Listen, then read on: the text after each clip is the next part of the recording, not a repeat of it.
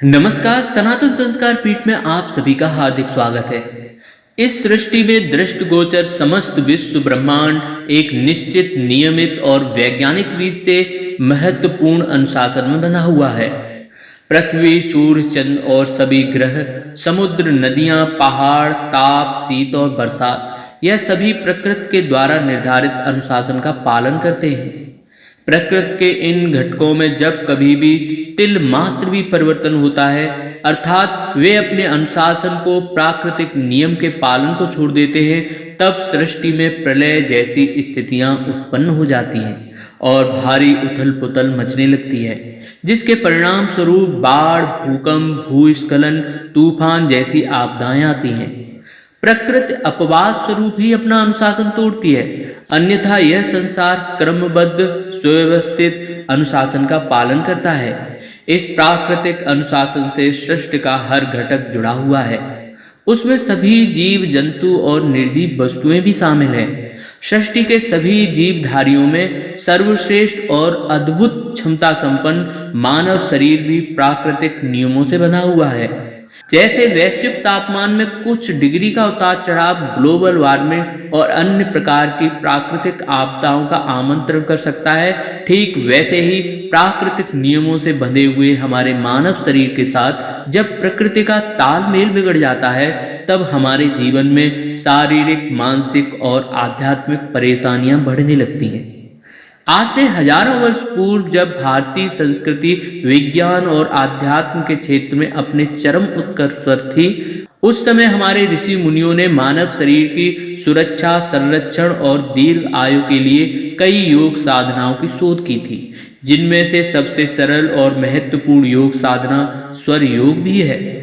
स्वर योग हमें मानव शरीर और सृष्टि के प्राकृतिक अनुशासन से जोड़ता है। जब हमारा शरीर सृष्टि के पंच तत्वों और जीवन दायिनी प्रकृति से तालमेल बैठा लेगा, तब स्वाभाविक ही आश्चर्यजनक शक्तियां और दीर्घायु, अप्रतिम स्वास्थ्य और शक्ति हमें प्राप्त होगी, जिसका वर्णन हमारे शास्त्रों में वर्णित महाबलशाली हनुमान, अंगद और भीम अर्जुन सहित ऋषि मुनियों की दैवी शक्तियों में दिखाई देता था। परमात्मा ने हमारी आयु श्वासों के रूप में दी है। हमारे जीवन की दशा और दिशा हमारी श्वासों पर निर्भर है। जीवन का प्रारंभ और अंत श्वासों के बंद होने और शुरू होने पर ही होता है। इन्हीं श्वासों को लेने और छोड़ने के विज्ञान पर आधारित स्वर योग में प्रकृति के समय चक्र के अनुसार शरीर में चलने वाले स्वरों से हम स्वास्थ्य, शक्ति और सफलता सहज रूप में ही प्राप्त कर सकते हैं। इस सृष्टि के समय चक्र और शक्ति चक्र के साथ अपने शरीर की समरूपता बिठाकर प्रकृति का वरदान प्राप्त करने के लिए हमें स्वर योग से लाभ उठाना चाहिए।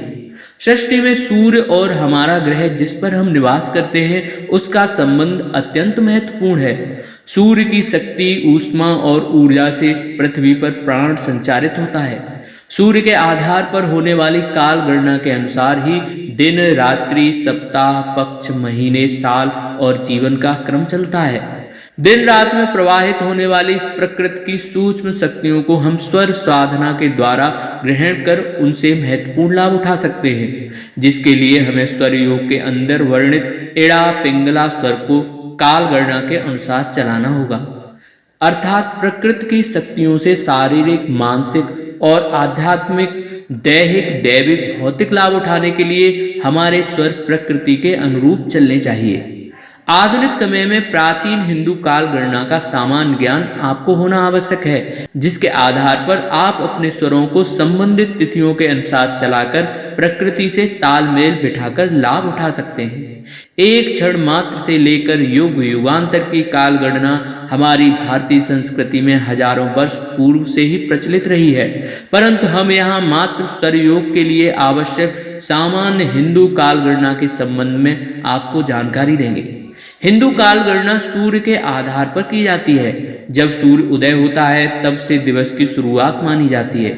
सूर्य अस्त होने के बाद अगले दिवस उदय होने तक के समय को रात्रि कहा जाता है।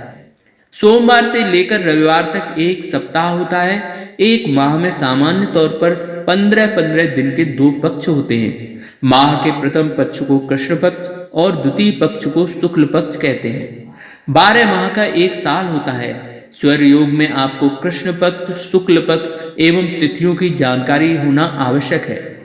हिंदू पंचांग के द्वारा आप कृष्ण पक्ष और शुक्ल पक्ष की जानकारी कर सकते हैं। दोनों पक्षों में तिथियां समान होती हैं, उनके नाम भी समान ही होते हैं। संस्कृत निष्ठ हिंदी में तिथियों के नाम बोले जाते हैं। पहली तिथि को प्रतिपदा अथवा प्रथमा, द्वितीय तिथि को द्वितीया अथवा दौज, तीसरी तिथि को तृतीया अथवा तीज, चौथी तिथि को चतुर्थी अथवा चौथ, पांचवी तिथि को पंचमी। उसके उपरांत बढ़ते हुए क्रम में सप्तमी, अष्टमी, नवमी, दसवीं, एकादशी, द्वादशी, त्रयोदशी और चतुर्दशी यह तिथियों के नाम सुनिश्चित होते हैं। कृष्ण पक्ष की अंतिम तिथि जो चतुर्दशी के उपरांत आती है उसको अमावस्या कहा जाता है। वहीं शुक्ल पक्ष की चतुर्दशी के बाद आने वाले 15वें दिन की तिथि को पूर्णिमा कहते हैं। आजकल स्मार्टफोन और कंप्यूटर के लिए कई सारे पंचांग ऐप सहजता से उपलब्ध हैं, जिसके द्वारा आपको माह के शुक्ल पक्ष, कृष्ण पक्ष की जानकारी हो सकती है और तिथियों के संबंध में भी आप उससे जान सकते हैं। इस वीडियो के डिस्क्रिप्शन में एक महत्वपूर्ण हिंदू पंचांग ऐप का लिंक दिया गया है, जहां से आप उसे डाउनलोड कर माह के पक्ष और तिथियों के नाम ज्ञात कर सकते हैं।